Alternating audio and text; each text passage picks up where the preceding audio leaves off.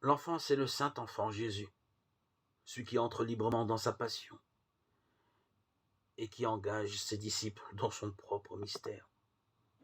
Celui qui, dépossédé de tout, exproprié de lui-même, ne fait que la volonté de son Père.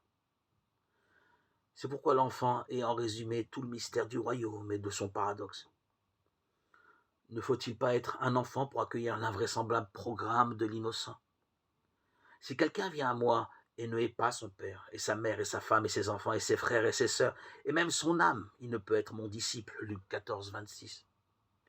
Parole d'une invraisemblable douceur, celle de l'amour, le plus fou qui soit, débarrassé de tout compromis avec l'esprit du monde, avec tous les liens de la chair et du sang.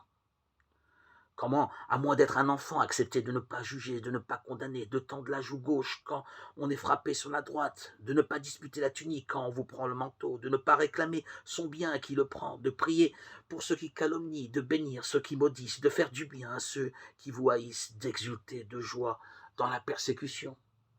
Seuls les enfants sont capables de recevoir en plein cœur le brûlant paradoxe de l'Évangile, d'être des êtres décuirassés, libres, prêts à se laisser entraîner vers l'inconnu de la volonté divine, à perdre pied, à être enfin livrés, comme l'a bien compris de nombreux chrétiens au cours de l'histoire, au rythme de la grande houle de la miséricorde divine en son infinité.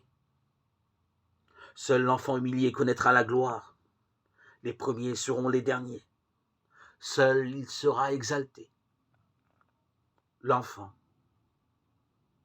c'est l'homme des béatitudes.